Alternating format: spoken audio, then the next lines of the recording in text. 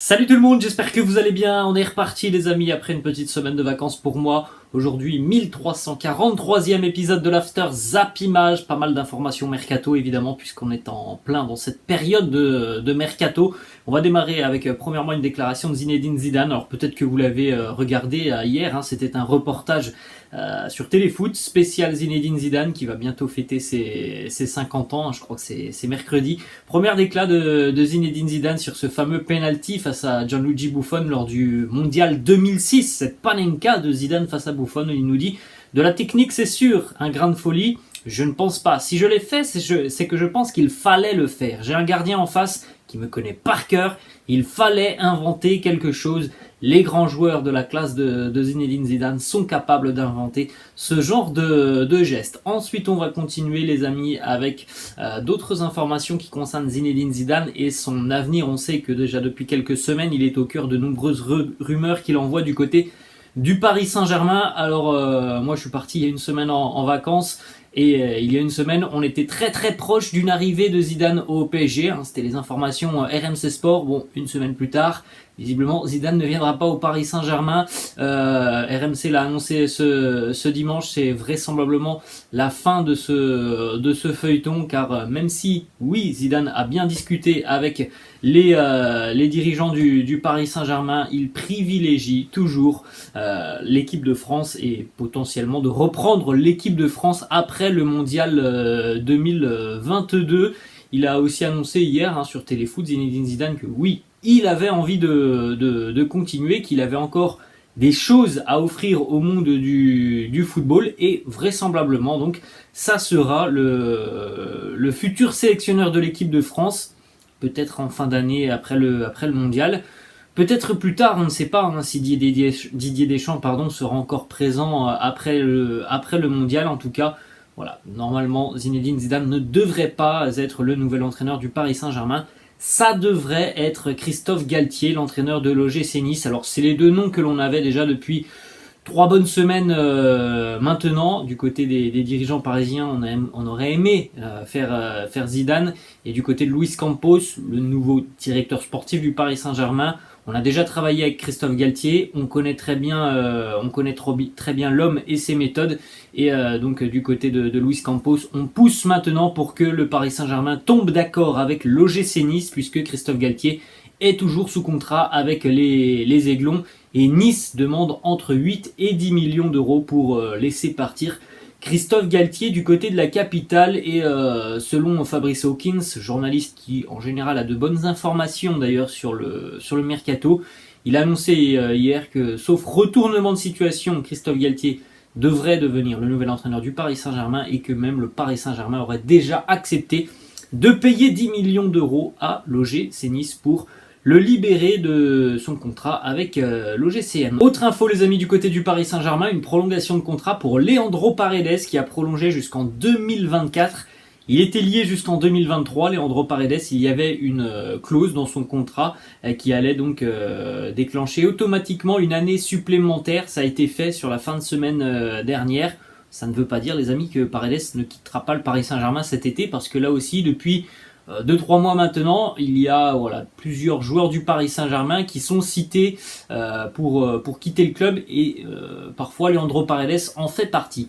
Une déclat de Gigi Donnarumma sur son arrivée en Ligue 1 et notamment sur le championnat. Il nous dit de l'extérieur, beaucoup de gens pensent que c'est facile de gagner la Ligue 1. Mais moi, je sais que c'est complètement faux. C'est vraiment très dur d'aller jouer dans certains stades ici, face à un public hostile et contre des équipes très compétitives.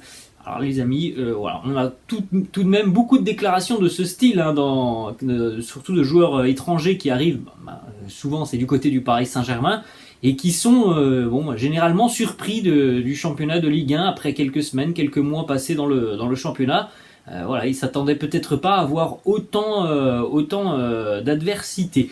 Ensuite, on enchaîne avec une autre information mercato du côté du Paris Saint-Germain. Le PSG qui passe à l'action pour Renato Sanchez. Des négociations sont en cours entre le Paris Saint-Germain et les représentants du joueur. Le club de la capitale vient donc de lancer l'opération pour s'attacher les services du milieu de terrain lillois qui était en négociation depuis quasiment le mois de janvier avec l'AC Milan. Donc, affaire à suivre parce que visiblement les Milanais avaient déjà un accord avec Renato Sanchez. Et on termine avec une dernière information mercato du côté de Paris. L'une des premières priorités du mercato de Luis Campos se nomme Vitinha, le jeune portugais, milieu de terrain du FC Porto. Il semblerait que le PSG négocie avec le club pour un transfert aux alentours de 40 millions d'euros. On enchaîne du côté de Lens. Ça concerne Jonathan Klaus, international français. Il est en fin de contrat dans 1 an avec le Racing Club de Lens, c'est-à-dire que voilà, il y a de fortes chances que le joueur quitte le Racing cet été. Une piste très sérieuse. Les Blues de Chelsea très intéressés par Jonathan Klaus. Chelsea qui ne devrait pas débourser énormément pour s'attacher aux services de Jonathan Klaus, puisque Lens demande à peu près 10 millions d'euros. Et ce qui est intéressant aussi, c'est que Jonathan Klaus, dans une interview il y a quelques années, il avait annoncé et clamé haut et fort son amour pour Chelsea. C'est un fan de Chelsea depuis son enfance, Jonathan Klaus, donc c'est peut-être un rêve pour lui qui pourrait se réaliser dans les prochaines semaines. Autre info du côté des Blues de Chelsea, on est en négociation déjà depuis une quinzaine de jours avec l'Inter Milan pour le retour de Romelu Lukaku en Italie. On rappelle tout de même l'année dernière, Lukaku il est arrivé à Londres du côté de Chelsea pour 115 millions d'euros. Il va vraisemblablement repartir du côté de l'Inter cet été pour un tout petit prêt payant. Ça semble être pour l'Inter un très joli coup financier réalisé. Ça sera un prêt, mais quand même le vendre 115 millions pour qu'il revienne 1 an plus tard, voilà, pour quelques millions d'euros en prêt, c'est quand même un très joli coup réalisé par l'Inter. Autre information les amis, on se dirige du côté de Monaco. Regardez cette équipe, vous vous en souvenez certainement. C'était il y a 6 ans maintenant, 2016-2017, le titre de champion de France pour l'AS Monaco, la demi-finale de Ligue des Champions. Vous vous souvenez de cette équipe incroyable, on a d'immenses joueurs déjà sur cette photo. Vous aviez notamment Bernardo, Kylian Mbappé, João Moutinho, Fabinho présent par exemple sur cette image. Et donc c'est terminé, il n'y a à l'heure actuelle plus aucun joueur de l'équipe de Monaco, donc 2016-2017, qui est encore présent sur le rocher, donc, puisque le dernier a quitté le club officiellement ce week-end. Djibril Sidibé, international français, a annoncé qu'il ne continuerait pas sa carrière avec l'AS Monaco. Fin de contrat pour Djibril Sidibé, pour le moment on ne sait pas où jouera le joueur l'année prochaine. Autre information mercato du côté de l'Olympique de Marseille, on a coché le nom de l'international suisse Kevin Babou, joueur de Wolfsburg. Kevin Babou, c'est un défenseur, poste de latéral droit. Kevin Babou, pour le moment, aucune offre formelle de la part de l'Olympique de Marseille pour Wolfsburg. Du côté de l'Olympique lyonnais, ça fait une petite quinzaine de jours qu'Alexandre Lacazette est de retour à Lyon et qu'évidemment ça peut aussi un petit peu redistribuer les cartes dans le secteur offensif. Et malgré ce retour d'Alexandre Lacazette, Moussa Dembélé n'envisage absolument pas un départ de Lyon. Donc on pourrait potentiellement avoir un duo l'année prochaine du côté de l'OL. Dembélé, Lacazette en attaque. Ensuite on enchaîne les amis avec des informations qui concernent l'équipe de France et notamment ce petit échange assez tendu entre Kylian Mbappé et Noël Le Graët, le président de la Fédération française de football. Ça s'est passé sur les réseaux sociaux, notamment Twitter. Alors on rappelle un petit peu ce qui s'est passé il y a 1 an lors de l'Euro. Kylian Mbappé qui rate son penalty face à la Suisse. L'équipe de France est donc éliminée. Donc il rate le penalty après un match qui avait été très compliqué pour Mbappé. Il rate le penalty, donc évidemment il est vu un petit peu comme le fautif pour avoir raté le penalty, même si voilà, dans l'ensemble c'était l'équipe de France et son 11 qui a été fautive. Kylian en a pris beaucoup après cette rencontre sur les réseaux sociaux, et notamment beaucoup d'insultes à caractère raciste. Alors premièrement, Noël Le Graët nous dit oui, il est vrai qu'il trouvait que la fédération ne l'avait pas assez défendu après son penalty raté, et les critiques notamment sur les réseaux sociaux. Il ne voulait plus jouer en équipe de France. Voilà ce qu'a dit Noël Le Graët. Réponse de Kylian Mbappé. Oui, enfin je lui ai surtout bien expliqué que c'était par rapport au racisme et non par rapport au penalty, mais lui considérait qu'il n'y avait pas eu de racisme. Voilà la réponse de Kylian Mbappé au président de la Fédération française de football, Noël Le Graët, qui a réagi de nouveau hier et qui voilà, il s'est tout simplement écrasé devant Mbappé. Noël Le Graët, la déclaration: je suis d'accord avec lui sur le texte de son tweet, j'ai bien tout compris et il n'y a aucun problème avec Kylian, j'ai toujours eu un attachement profond à sa personnalité. Bon, c'est toujours surprenant les amis de voir ces discours à travers les réseaux sociaux. On avait déjà vu aussi lors de la prolongation de Mbappé avec le Paris Saint-Germain il y a à peu près un mois, lors de la conférence de presse, que Kylian avait aussi un petit peu taclé Noël Le Graët. Donc bon, visiblement tout de même, il y a des échanges assez tendus. Ensuite, on se dirige du côté du Brésil, une déclaration de Neymar pour son coéquipier Rodrigo. Il nous dit: Neymar, lorsque je quitterai l'équipe nationale, le numéro 10, eh bien, il sera pour toi. Rodrigo, qui devrait devenir donc le nouveau numéro 10 de la sélection brésilienne lorsque le Ney décidera d'arrêter sa carrière internationale. On continue les amis du côté de l'Espagne, une information en seconde division, c'était la fin des playoffs hier. Finale entre Riron et Tenerife. Riron est de retour en Liga. On enchaîne avec des informations toujours du côté de l'Espagne. Premièrement, déclaration de Pedri, le jeune milieu de terrain du Barça, qui nous dit: beaucoup de clubs sont satisfaits de gagner sans avoir un style propre. Le Barça, lui, veut gagner, veut bien jouer, se créer beaucoup d'occasions et avoir son propre style. J'aime cette idée, elle me convient à merveille. Alors après, voilà, chacun a sa propre vision du football. Il est vrai que le Barça a toujours cette même philosophie depuis des décennies. Malheureusement, depuis quelques années tout de même, le Barça échoue très régulièrement, notamment sur la scène européenne. Une autre information du côté de Barcelone, ce petit échange qui a été capté par des caméras locales. Petite question tout simplement d'un journaliste à Ousmane Dembélé qui était au volant de son véhicule. Est-ce que tu vas rester à Barcelone? Réponse de Dembélé: oui. Et autre question du journaliste: est-ce que tu as entendu parler des rumeurs Chelsea de retravailler à nouveau avec Thomas Tuchel? Réponse de Dembélé: je suis très bien à Barcelone. Les amis, on sait, le dossier Dembélé, ça fait quand même quelques longs mois maintenant qu'il dure. Même si on a ce genre de déclaration, on ne peut pas affirmer que Dembouz sera à Barcelone l'année prochaine. Autre information, selon Fabrizio Romano, Manchester United va de nouveau revenir à la charge pour Frenkie de Jong.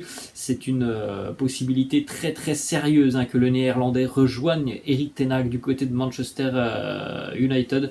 Le Barça a déjà refusé une première offre. Manchester devrait revenir à la charge. Autre information les amis, le Barça qui devra vraisemblablement offrir 50 millions d'euros au Bayern pour s'attacher les services de Robert Lewandowski. C'est le prix qui a été fixé par les dirigeants bavarois, donc affaire à suivre parce que voilà, on connaît la situation financière du Barça qui est assez compliquée. Ensuite, du côté du Bayern, on devrait annoncer officiellement d'ici à 48 heures l'arrivée de Sadio Mané. Il se pourrait même que Sadio Mané soit présenté officiellement à la presse mercredi. C'est le quotidien allemand Kicker qui nous annonce tout ça. Donc on suivra attentivement tout ça mercredi normalement. Sadio Mané devrait officiellement devenir un joueur du Bayern. Autre information de Fabrizio Romano qui annonce que l'Atlético Madrid est en discussion assez avancée avec Axel Witsel, qui est donc libre de tout contrat. Il a quitté le Borussia Dortmund il y a quelques semaines. Il a eu aussi des négociations avec l'Olympique de Marseille, mais à l'heure actuelle c'est l'Atlético qui est en tête dans ce dossier. Ensuite, une prolongation de contrat du côté d'Arsenal. Edin Nketiah continue l'aventure avec les Gunners jusqu'en 2027. Un joueur très talentueux, profil très intéressant. Edin Nketiah, donc voilà, du côté des Gunners, on mise encore sur la jeunesse, sur la continuité de l'effectif que l'on a créé déjà depuis quelques années. Donc c'est une prolongation de contrat très intéressante pour Arsenal. Ensuite les amis, on enchaîne avec une autre information mercato du côté de Chelsea. On a offert pour le moment 25 millions d'euros plus des bonus à Manchester City pour Raheem Sterling. City a déjà refusé cette première offre. Les Citizens en attendent quasiment le double. Chelsea va revenir à la charge. Autre information à Manchester City. Alors on sait, il y a l'arrivée de Haaland, il y a eu l'arrivée de Julian Alvarez au mois de janvier. Il va arriver cet été, le jeune attaquant argentin. Il y a Gabriel Jesus, et évidemment ça fait tout de même beaucoup de monde en attaque. Il y a déjà plusieurs grands clubs qui ont exprimé leur intérêt auprès de Manchester City pour un prêt de Julian Alvarez. Réponse de Manchester City à tous les clubs qui ont demandé un prêt: non, il va rester à City, donc du côté de City. On compte sur Julian Alvarez, ce qui peut évidemment nous laisser penser que City va se séparer de Gabriel Jesus et possiblement aussi de Raheem Sterling. Autre information, cette fois-ci à Liverpool, l'arrivée d'un jeune espoir du football écossais. On sait que Liverpool en général, ils ont vraiment beaucoup de nez pour flairer des bons coups, donc on suivra ça dans les prochaines années. Calvin Ramsey, jeune latéral de 18 ans qui arrive en provenance d'Aberdeen en Écosse. Jürgen Klopp qui nous présente le joueur et qui nous dit c'est un talent incroyable, il a beaucoup de potentiel, c'est quelqu'un de très intelligent, de très athlétique, une très bonne technique, donc je suis très heureux de son arrivée. Ensuite, on enchaîne les amis du côté du Borussia Dortmund. On pourrait accueillir très prochainement l'attaquant ivoirien Sébastien Haller. Dortmund et l'Ajax sont en train de négocier pour l'arrivée de l'attaquant ivoirien qui a été monstrueux cette saison. 34 buts, 9 passes décisives pour Sébastien Haller avec l'Ajax. 30 millions d'euros donc pour le Borussia Dortmund qui devrait donc convaincre l'Ajax de se séparer de leur attaquant. Et on termine les amis avec cette image de Cristiano Ronaldo en vacances. Pour certains, les vacances c'est évidemment beaucoup de repos, et pour Cristiano on voit que c'est toujours la même machine. Cristiano Ronaldo, le sport, la musculation, même pendant les vacances, Cristiano est toujours au top. Voilà les amis, la fin de cette vidéo, j'espère que ça vous a plu. N'hésitez pas comme d'habitude à lâcher un petit pouce bleu, n'hésitez pas non plus à vous abonner à la chaîne, je vous laisse et je vous dis à la prochaine, ciao.